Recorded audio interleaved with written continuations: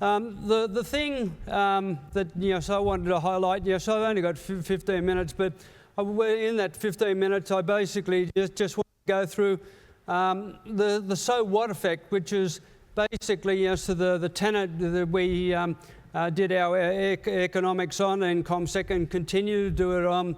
I criticised, sort of economists for speaking to fellow economists, sort of the way that they communicate, sort of, and I think, sort of for benefit, sort of everyone, basically, so you get down to, sort of what the information is, what relevance the information has to the individual and also to their companies, the clients and friends and family. So I call it, sort of the so what effect.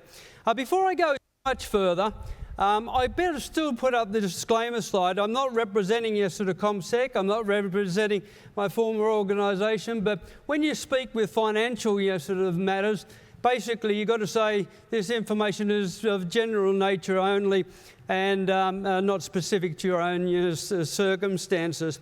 The other thing that I'd like to say at the outset as well, I take Cinemet sort of each day in terms of sort of the dopamine. One of the things which my neurologist suggested for me yesterday as I was still presenting yesterday at work was a drug called MAPA. And I effectively call that my super pill.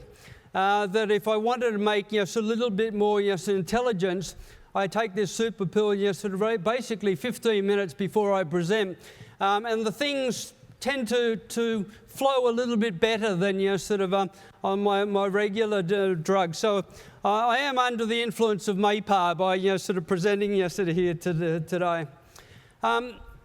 If I said to you, if somebody asked you a question on the economy, if you want to sound like a real expert, the answer to all economic questions is Donald Trump. So if anybody says, what's going on with the economy, so what's the major influence? Donald Trump. Why are interest rates poised to fall in coming weeks and months?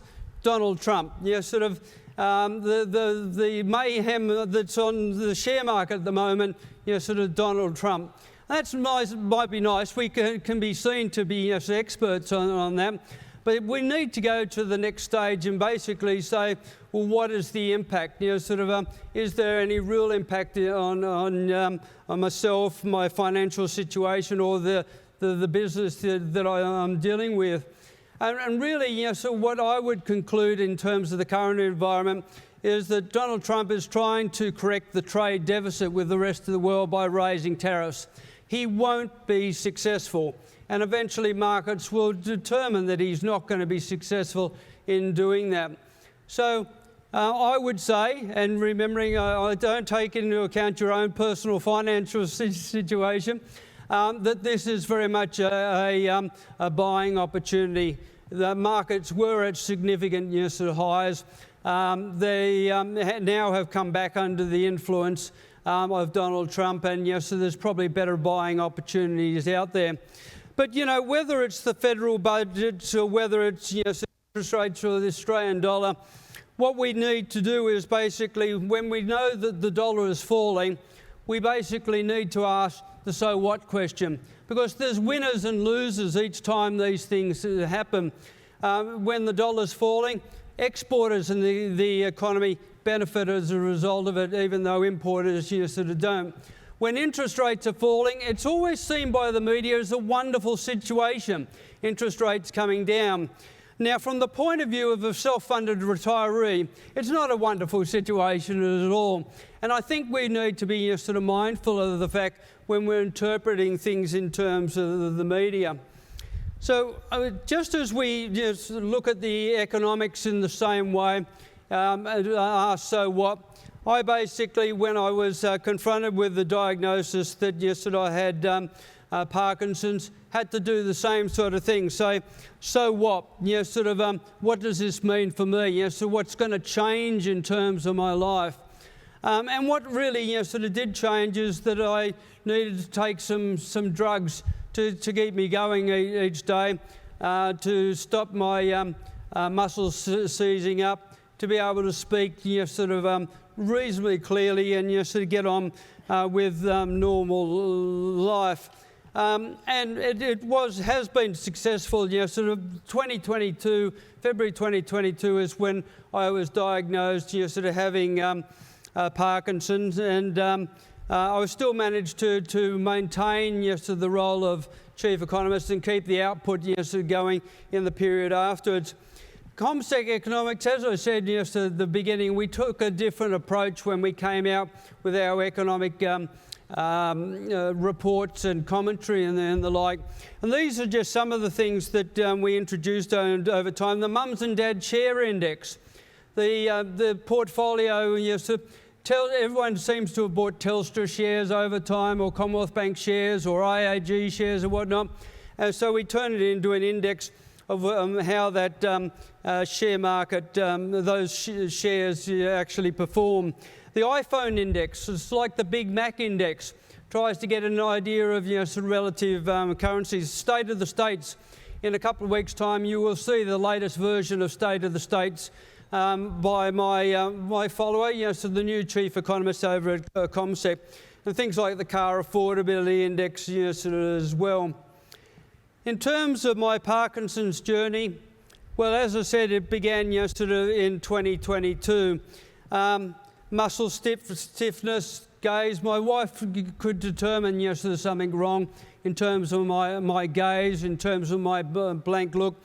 She had the experience with her mother to draw upon, but didn't want to go too far until she saw other symptoms. But then when I started to slur my speech, drool, couldn't tie up two shoelaces and things like that, she said, righto, it's off to the GP. And the GP was good, recommended me to a neurologist. Straight away, the neurologist saw me walking into his room and said, yes, basically you got Parkinson's.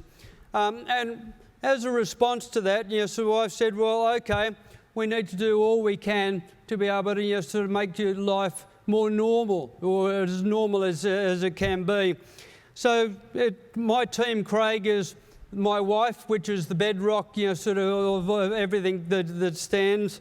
Doctor, neurologist, speech therapy. I get done through Sydney University. They've got students there running through a course on speech therapy, and they've been the exercises that they've been presenting me with have been very, very successful over time to enable my throat to stay stronger and to prevent swallowing issues as well. I decided to take up powerlifting, as you may have heard this morning. Again, to look at somebody like me, you don't say immediately, yes, he's a powerlifter. It's very, very, very clear. But it enabled me to have a goal in terms of lifting heavier and heavier weights, and a goal in terms of going out and into relationships with other people for something that I find fairly difficult because I'm relatively shy. But powerlifting I see as something which I can use as a vehicle to highlight to people that life goes on. You can set challenges in terms of no matter what you've got, so whether it's heart disease, whether it's cancer, whether it's Parkinson's or dementia, certainly you continue to move forward. And indeed, I did do that up until I finished in October 2024. I believe, the powerlifting has helped me. Certainly, my wife scratches her head and she's unsure because she sees me struggle moving in the bed, at the night and getting up, the next morning.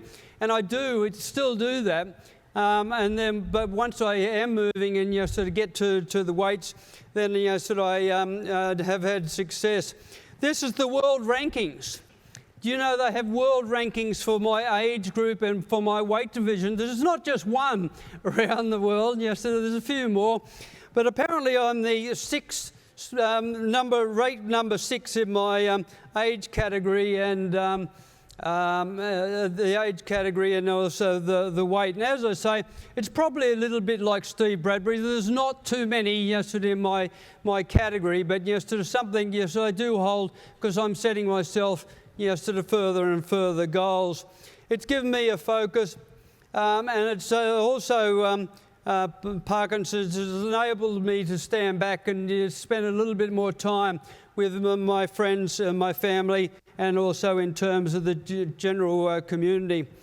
So to finish up, I'm very, very positive in terms of Parkinson's. I went to the conference this last week in New South Wales and heard sort of some of the things that came out there. This conference has been sensational, I understand. I've only just been down for the day. People like sort of Mary Kay in Sydney, Olivia sort of here in Canberra, or her base in Adelaide, George, been tremendous in terms of supporting sort of the research that goes on and supporting people that are going through the activity.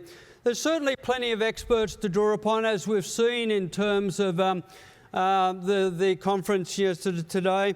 And I think it gives people a new focus and new challenges. I always take the view that this is what I've got, Parkinson's, but sort of could very well be cancer, could very well be cardiovascular disease. Everyone seems to get something as they move through life.